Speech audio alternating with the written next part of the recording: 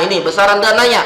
Untuk jenjang SD ya tertera ya di sini ya ada 250.000 sampai ke lembaga kursus pelatihan. Ya di sini ya ada 1.800.000. Jadi untuk adik-adik ya peserta didik yang ingin mengikuti lembaga kursus pelatihan, nah itu masih bisa mendapatkan biaya 1.800.000 per semester ya. Nah, untuk sekolah swasta ini mendapatkan bantuan SPP ya per bulan. Sebelum kita lanjut videonya, ayo dukung terus channel ini dengan cara klik tombol subscribe dan tekan tombol lonceng. Serta jangan lupa like, share, and comment video-videonya. Ayo kita mulai. Let's go.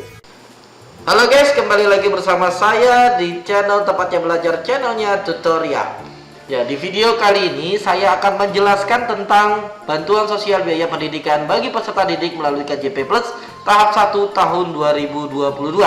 Ya, bagi Bapak Ibu wali murid ya SD, SMP, SMA maupun yang mau masuk ke dalam perguruan tinggi negeri ya, serta peserta didik ya yang mau mendapatkan KJP Plus ya, di mana di tahun anggaran 2022 di tahap 1 ini.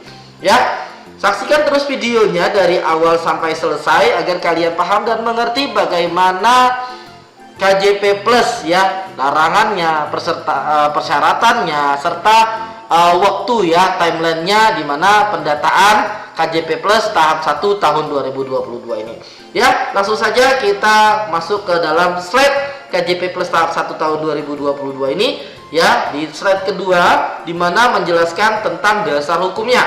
Di mana dasar hukumnya di sini tercantum dalam Pergub nomor 110 tahun 2021 tentang bantuan sosial biaya pendidikan ya. Nah, lanjut lagi, apa saja sih tujuannya? Tujuan dari KJP Plus ya, tujuannya ada 6 poin di sini yang bisa Bapak Ibu wali murid baca atau peserta didik ya baca, bisa di pause ya.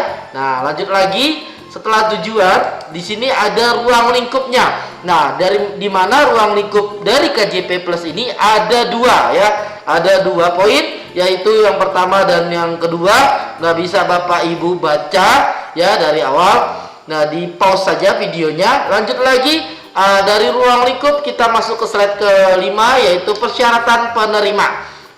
Nah, di mana persyaratan bagi peserta didiknya, yang pertama ya, di sini dijelaskan bahwasanya harus terdaftar sebagai peserta didik ya pada satuan pendidikan negeri atau swasta di DKI Jakarta ya. Oh, yang pertama peserta didik dengan usia 6 sampai 21 tahun ya, mohon maaf. Nah, itu nah udah pasti ya. Nah, di mana peserta didik dari umur 6 tahun sampai 21 tahun. Kecuali biasanya yang di atas 21 tahun itu yang ada di PKBM ya. Nah, itu ada yang di atas 21 tahun. Nah, itu sudah tidak bisa lagi menerima KJP Plus. Yang kedua, terdaftar ya. Nah, ini terdaftar di mana? Nah, bila yang ada di sekolah negeri di mana di naungan Kementerian Pendidikan dan Kebudayaan itu terdaftar melalui aplikasi Dapodik ya. Nah, kalau di madrasah itu terdaftarnya itu di EMIS ya. Nah, seperti itu. Nah, harus terdaftar sebagai peserta didik ya pada satuan pendidikan negeri atau swasta di DKI Jakarta. Nah, yang ketiga itu harus memiliki nomor induk kependudukan sebagai penduduk DKI Jakarta dan berdomisili di DKI Jakarta. Nah, itu ya yang ketiga. Nah, itu wajib ya memiliki NIK. Nah, jika bukan penduduk dari DKI Jakarta, nah dia tidak bisa menerima KJP Plus. Ya, misalkan dia di luar DKI Jakarta, nah dia tidak bisa mendapatkan KJP Plus. Nah, lanjut lagi. Yang keempat, memenuhi kriteria khusus sebagai penerima bantuan sosial, di mana yang ada di slide selanjutnya yang akan saya bahas ya, di slide yang ke-6 ya, di mana persyaratan penerimanya ini pertama yaitu harus terdaftar ya di dalam DTKS. Ya, DTKS itu data terpadu kesejahteraan sosial. Nah, di mana DTKS itu digunakan ya untuk bantuan-bantuan sosial yang ada di DKI Jakarta maupun di Indonesia dinaungi oleh Kementerian Sosial. Ya, itu DTKS. Ya, DTKS daerah yang diusulkan oleh Kepala Dinas Sosial. Nah, ini ya di nomor 1. Nah, yang kedua itu diusulkan oleh Kepala Dinas Sosial untuk anak panti sosial, ya, anak penyandang disabilitas dan anak dari penyandang disabilitas, ya. Jadi selain anak penyandang disabilitas yang anaknya tersebut, ya, yang disabilitas, dan juga anak dari, ya, dari penyandang disabilitas atau anak dari orang tuanya yang penyandang disabilitas, ya, seperti itu, ya, untuk poin yang kedua. Nah, untuk poin yang ketiga itu diusulkan oleh Kepala Dinas Perhubungan, ya, untuk anak dari pengemudi Jaklingko yang mengemudikan mikrotrans. Nah, itu mikrotrans itu yang ada dari Jaklingko, ya, terus ada dari busway atau Transjakarta dan lain sebagainya. Nah, itu yang dinaungi oleh mikrotrans, ya. Jadi seperti itu. Nah, lanjut lagi yang keempat itu diusulkan oleh Kepala Dinas Tenaga Kerja, Transmigrasi dan Energi untuk anak penerima dari Kartu Pekerja Jakarta, ya. Jika bapak ibunya atau wali murid mempunyai Kartu Pekerja Jakarta, kemungkinan dia bisa diusulkan di KJP Plus tahap 1 tahun 2022 ini, ya. Ya, jika mempunyai Kartu Pekerja Jakarta. Nah, orang tuanya yang punya KPJ, ya. Nah, yang kelima, nah, mendapat surat rekomendasi dari lurah untuk ATS yang akan mendaftarkan diri ke satuan pendidikan. Nah, ini kalau tidak salah ATS itu anak tidak sekolah, ya, anak tidak sekolah. Nah, itu direkomendasikan dari lurah. Nah, biasanya lurah itu merekomendasikan ke satuan pendidikan, yaitu, ya. Jadi daftarnya itu melalui kelurahan, ya, bukan melalui langsung ke satuan pendidikan, ya, atau SD, SMP atau SMA, ya. Dan yang keenam, diterima di satuan pendidikan swasta melalui PPDB bersama atau tidak melalui PPDB bersama. Jadi tidak harus melalui PPDB bersama. Yang tidak melalui PPDB bersama itu bisa juga mengajukan KJP tahap 1 tahun 2022 ini, ya. Nah, itu PPDB bersama itu apa sih? Yang ada di video-video saya sebelumnya, itu dimana PPDB itu siswanya itu mempunyai KJP serta PIP, ya, PIP. Nah, beda dengan KIP, ya. Nah, lalu nomor 7 diusulkan oleh Kepala Bidang PAUD Dikmas Dinas Pendidikan untuk peserta didik lembaga kursus pelatihan, ya, dengan masa kursus minimal 6 bulan. Ya, jadi bagi peserta didik yang mau kursus, nah, itu bisa mengikuti lembaga kursus pelatihan. Nah, itu bisa juga mendapatkan KJP, ya, dengan masa kursusnya itu minimal 6 bulan. Nah, sebelum umurnya 21 tahun, ya. Jika di bawah 21 tahun masih bisa dapat KJP kalau seandainya misalkan lulus SMA dan mengikuti lembaga kursus pelatihan, ya, seperti itu. Jadi dari persyaratannya ini, kriteria khususnya ini ada 7 poin, ya, ada 7 poin, dimana 7 poin ini, nah, ini, ya, 7 poinnya, ya. Nah, jadi seperti itu, ada 7 poin. Lanjut lagi, yang terdaftar di DTKS. Nah, ini untuk yang DTKS itu Bapak Ibu bisa lihat video saya selanjutnya. Nah, itu cara cek DTKS-nya gimana? Nah, itu ada 3 kriteria DTKS, ya, Bapak Ibu, ya. Jadi ada 3. Nah, nanti dijelaskan di situ. Nah, ada juga untuk apa sih DTKS itu gunanya, nanti saya sampaikan juga, saya sosialisasikan juga, ya. Jadi seperti itu. Nah, yang nggak terdaftar di DTKS gimana? Ada juga cara untuk ngedaftar DTKS, ya. Bapak Ibu bisa melihat video-video saya sebelumnya atau selanjutnya, ya. Jadi seperti itu. Nah, lanjut lagi untuk komponen bantuan sosialnya yang di slide nomor 7, ya. Slide nomor 7 Nah, ini komponen bantuan sosial. Yang pertama, peserta didik pada satuan pendidikan negeri menerima komponen bantuan sosial biaya personal. Peserta didik pada satuan pendidikan dan swasta menerima komponen bantuan sosial biaya personal dan biaya penyelenggaraan pendidikan. Jadi kalau seandainya yang nomor 1 ini bagi yang negeri dia cuma dapat uang yang 250.000 bagi SD ya. Nah, kalau untuk swastanya dia dapat SPP-nya kalau nggak salah 130.000. Ya, nanti kita lihat besaran dananya di slide selanjutnya, besaran dana. Nah, ini besaran dananya. Untuk jenjang SD ya tertera ya di sini ya ada 250.000 sampai ke lembaga kursus pelatihan. Ya, di sini ya ada 1.800.000. Jadi untuk adik-adik ya peserta didik yang ingin mengikuti lembaga kursus pelatihan, nah itu masih bisa mendapatkan biaya 1.800.000 per semester ya. Nah, untuk sekolah swasta ini mendapatkan bantuan SPP ya per bulan ya sebesar segini ya dari SD sampai ke tingkat SMA. Ya, lanjut lagi untuk penggunaan dananya. Untuk apa aja sih penggunaan dananya? Nah, seperti ini. Penggunaan dananya selama kondisi normal.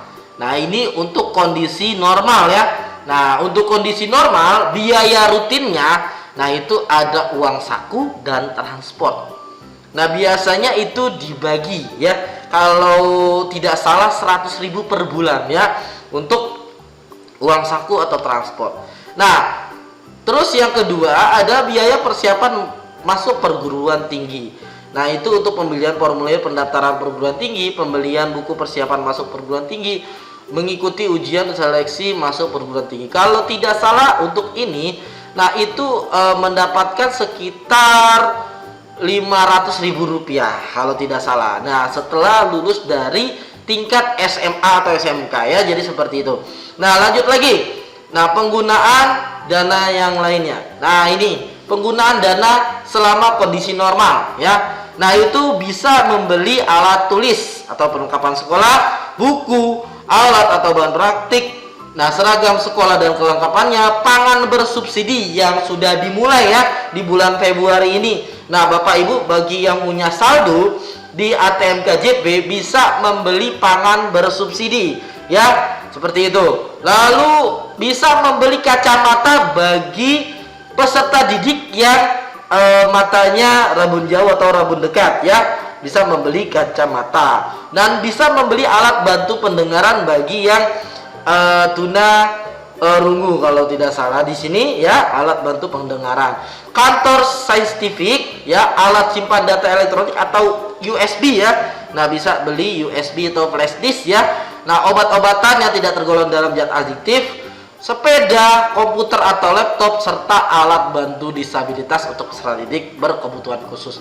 Jadi Bapak Ibu bisa beli sepeda ya, bisa juga beli komputer atau laptop ya. Kalau seandainya beli sepedanya, oh beli sepeda lumayan mahal ya, ada sekitar harganya 1 jutaan ya, Bapak Ibu bisa kumpulkan dulu ya, jangan ambil, jangan digunakan per bulannya ya. Misalkan Bapak Ibu bisa dikumpulkan dulu uangnya ya, disisihkan di dalam ATM atau buku tabungan. Nanti setelah terkumpul, nah Bapak Ibu bisa membelikan sepeda gitu ya, jadi seperti itu. Atau bisa membelikan komputer atau laptop ya, itu. Dan Bapak Ibu dengan cara apa? Dengan cara nanti tunai ya, tarik dengan tunai melalui debit ya, itu. Jadi seperti itu ya.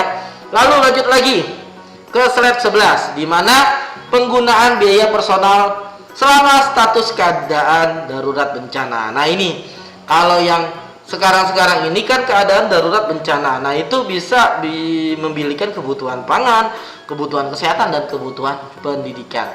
Dan yang kedua itu biaya rutin dan berkala dapat digunakan secara tunai atau non tunai.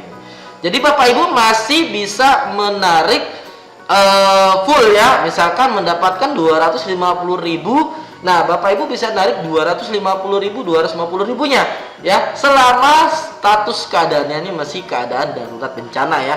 Tapi kalau seandainya keadaannya udah normal ya, itu tidak boleh mengambil full ya, sebanyak yang didapatkan per bulannya ya. Misalkan di SD 250.000, maka tidak boleh mengambil 250 ribunya ya. Jadi seperti itu. Lalu lanjut lagi. Nah, ke slide selanjutnya. Ini slide yang penting ya, larangan penerima ya. Jika orang tua siswa atau peserta didik atau wali murid ya melarang ya, bukan melarang, maksudnya melakukan ini ya. Nah, ini yang dimana yang terdapat di dalam larangan penerima ini. Nah, maka Bapak Ibu bisa terdelete dari KJP ya, anaknya ya terdelete dari KJP jika ada laporan ya dari temannya atau dari tetangganya atau di sekolahnya. Nah, maka Bapak Ibu bisa terdelete atau diblokir dari KJP ya di sekolah ya. Jadi seperti itu. Apa sih poin-poinnya? Nah, di sini ada beberapa tambahan nih yang wajib Bapak Ibu garis bawahi di sini. Nah, nanti yang lainnya kan sudah biasa kemarin-kemarin seperti itu. Nah, ini ada tambahan yang lebih dikhususkan lagi ya. Jadi seperti itu. Nah, dari poin 1, nah ini sudah dari kemarin-kemarin ya, membelanjakan, terus merokok, terus menggunakan narkoba, melakukan pelecehan seksual, terlibat dalam kekerasan atau bullying ya, terlibat tawuran, geng motor, minum minuman keras, terlibat pencurian, melakukan pemalakan, terlibat perkelahian, terlibat penipuan, terlibat mencontek massal ya, membocorkan soal atau kunci jawaban ya, terlibat porno aksi atau pornografi. Nah, itu tidak boleh juga. Menyebarluaskan gambar tidak senonoh baik secara konvensional maupun melalui media daring. Jadi hati-hati ya Bapak Ibu, jika mempunyai peserta didiknya, mempunyai anak ya, dilihat untuk sosial medianya, jangan sampai ya anaknya menyebarluaskan gambar yang tidak senonoh ya. Jadi gitu ya. Nah, baik secara konvensional maupun secara media daring ya. Nah, konvensional itu misalkan gambarnya itu ada di poster-poster atau koran ya, misalkan lalu dibagikan ke temannya. Nah, itu tidak boleh. Terus membawa senjata tajam dan peralatan lain yang membahayakan. Nah, itu tidak boleh juga ya, membawa senjata tajam. Nah, membawa senjata tajam itu di sekolah ya. Jadi seperti itu. Atau membawa senjata tajam di luar sedang memakai pakaian sekolah. Nah, itu tidak boleh juga ya. Jadi seperti itu. Nah, ini di poin 18 dan 19. Nah, ini lebih ditekankan kembali. Nah, untuk peserta didik itu tidak boleh sering bolos sekolah ya. Nah, ini ditekankan ya, tidak boleh sering bolos sekolah minimal 4 kali dalam 1 bulan ya. Jika anak Bapak Ibu ya atau peserta didik ya, dia bolos minimal 4 kali ya dalam 1 bulan. Misalkan 1 bulan itu ada 4 kali dia bolos, maka itu bisa terdelete dari aplikasi KJP ya. Jika ada laporan, wah dia 4 kali tidak masuk tanpa keterangan atau apa atau bolos, nah maka anak Bapak Ibu bisa tidak mendapatkan KJP lagi, diblokir ya. Nah, itu. Dan nomor 19, sering terlambat tiba di sekolah berturut-turut ya atau tidak berturut-turut minimal 6 kali dalam 1 bulan ya, 6 kali dalam 1 bulan. Jika anak Bapak Ibu ya sering terlambat ya, nah 6 kali nih dalam 1 bulan nih ada beberapa kali. Nah, dihitung, diakumulasikan ada 6 kali anak Bapak Ibu terlambat, maka bisa terdelete atau diblokir dari KJP. Jadi seperti itu ya Bapak Ibu ya. Jadi kalau bisa jangan sampai terlambat, jangan sampai bolos sekolah ya. Jika terlambat dan bolos sekolah ya di sini, maka kemungkinan Bapak Ibu anaknya tidak lagi mendapatkan KJP.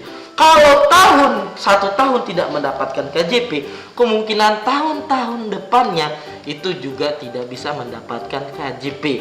Biasanya seperti itu, ya. Jadi untuk Bapak Ibu harap hati-hati di mana di KJP tahun 2022 ini, ya. Nah, larangannya ini lebih dikhususkan lagi, ada di garis bawahi lagi, ada beberapa larangan yang lebih dikhususkan, ya.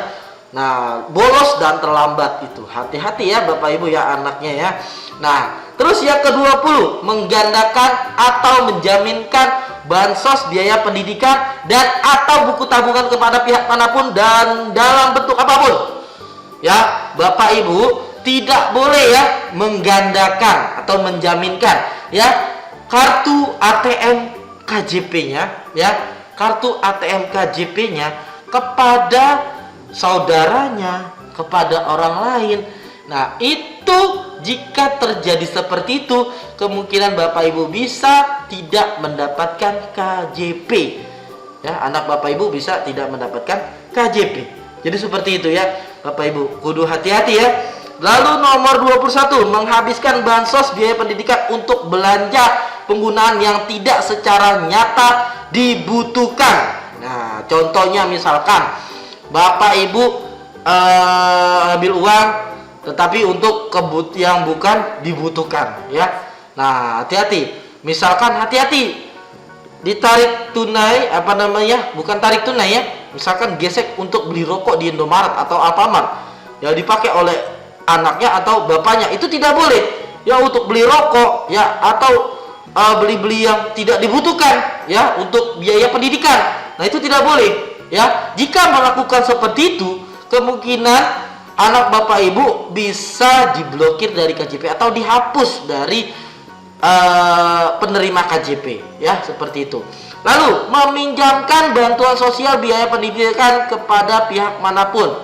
Nah, ini tidak boleh juga ya, meminjamkan bansos, ya, biaya pendidikan kepada pihak manapun.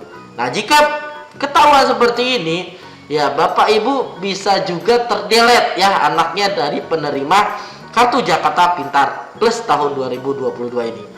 Ya. Lalu yang nomor 23, nah, melakukan perbuatan yang melanggar peraturan tata tertib sekolah atau peraturan sekolah. Nah, anak Bapak Ibu jangan sampai melakukan perbuatan yang melanggar ya peraturan tata tertib sekolah atau peraturan sekolah. Pokoknya tata tertib yang ada di sekolah harus ditaati ya, jangan sampai tidak ditaati dan melanggar ya peraturan tata tertib atau peraturan sekolah ya, jadi seperti itu. Nah, lanjut lagi. Nah, ini untuk larangan-larangan penerima. Jika salah satu dari larangan ini anak Bapak Ibu atau Bapak Ibu lakukan, maka kemungkinan tidak bisa lagi mendapatkan KJP. Oke. Nah, setelah itu kita lanjut lagi ke timeline pendataan KJP ya, tanggal berapa dan tanggal berapanya. Oke, lanjut. Nah, ini mekanisme dan timeline pendataan. Nah, dari awal pada tanggal 17 Januari sampai 6 Februari, nah, itu penyediaan data calon penerima OPD terkait ya. Jadi data ini diambil ya. Nah, itu ada penyediaan dulu data ya. Terus kedua, pemadanan data. Nah, pemadanan data ini, nah, ini dari DTKS, terus kartu pekerja, terus kartu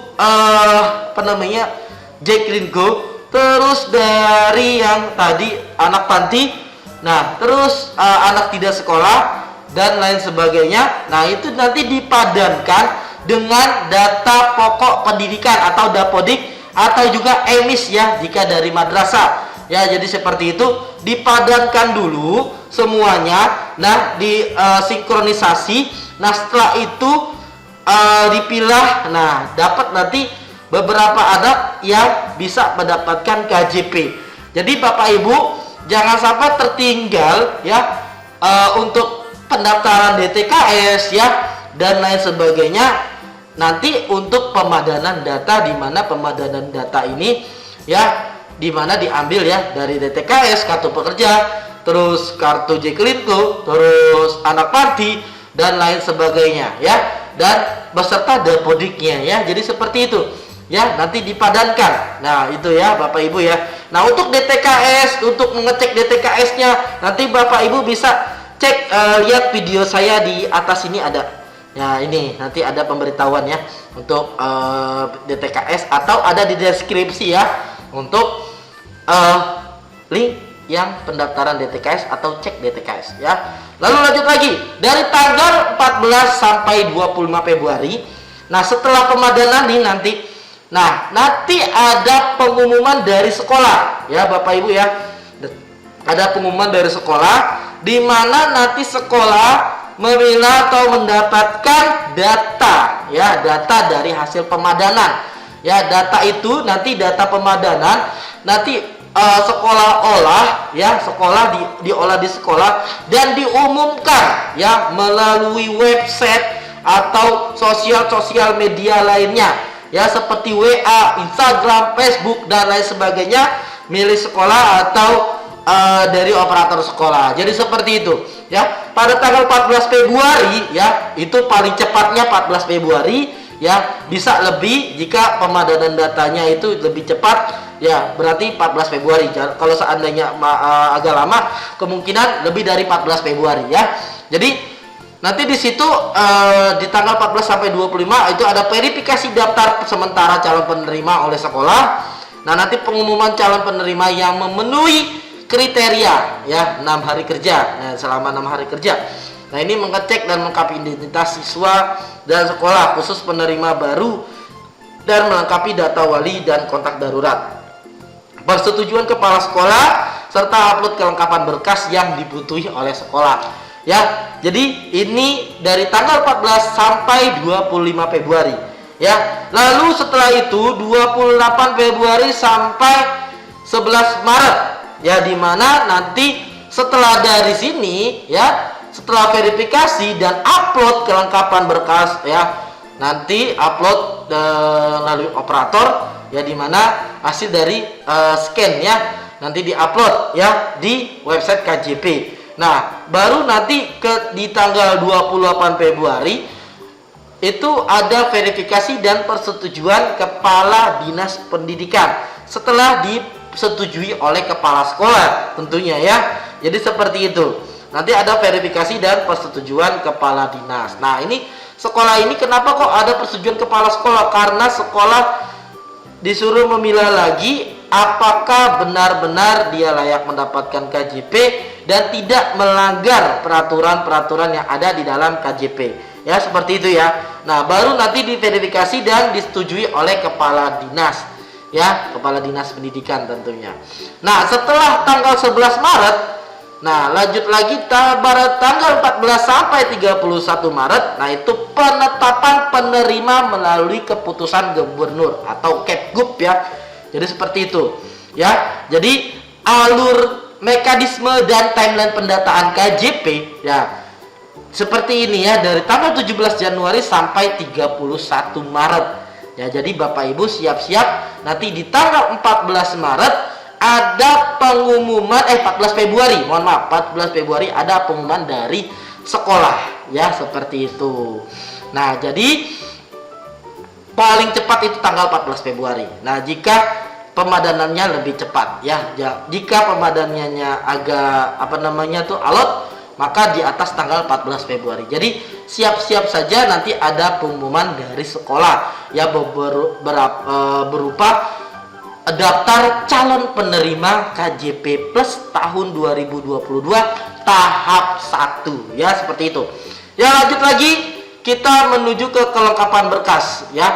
Nah ini sebelum di sini juga, sebelum saya masuk ke slide selanjutnya, nah lebih baiknya Bapak Ibu nah itu harus memberitahukan kepada sekolah ya apa saja sih yang dibeli ya dari penggunaan KJP-nya itu selama biasanya per semester ya. Jika sekolah meminta laporan pertanggungjawabannya atau ya LPJ-nya mengenai KJP yang Bapak Ibu gunakan ya untuk peserta didik Nah, itu Bapak Ibu selampirkan ya. Bapak Ibu nanti tuangkan ke dalam formulirnya. Biasanya nanti dapat formulir dari sekolah ya, seperti itu. Oke.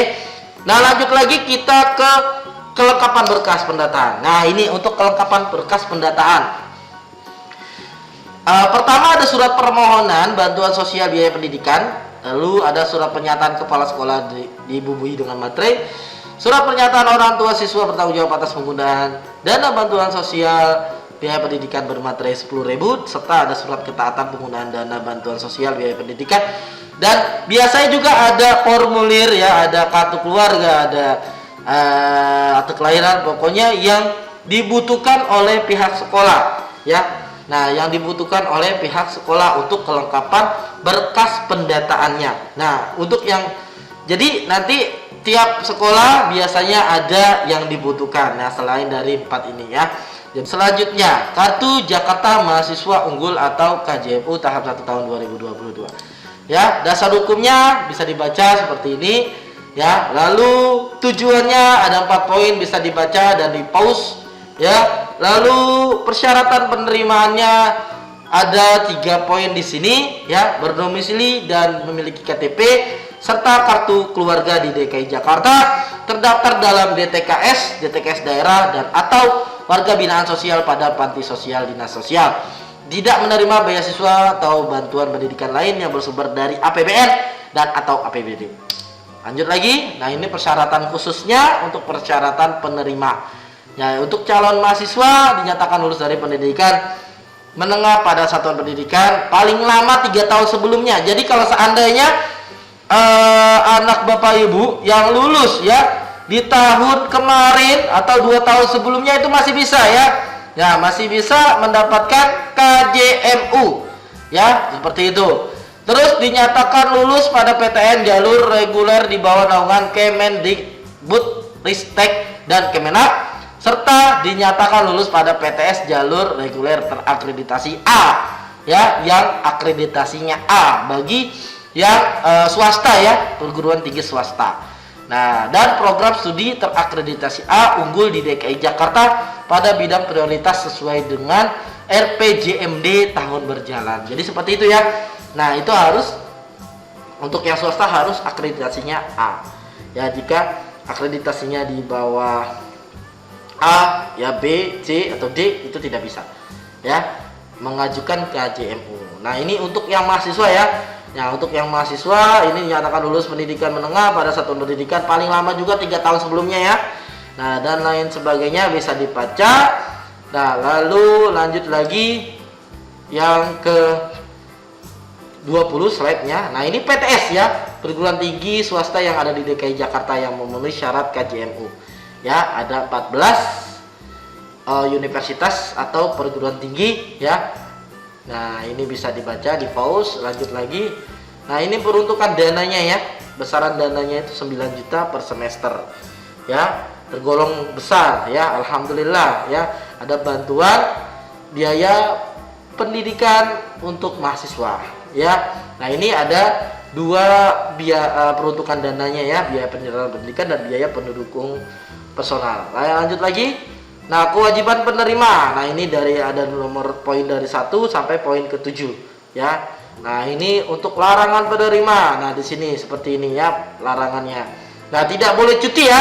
Tidak boleh cuti akademik ya sebagai mahasiswa ya. Jadi seperti itu.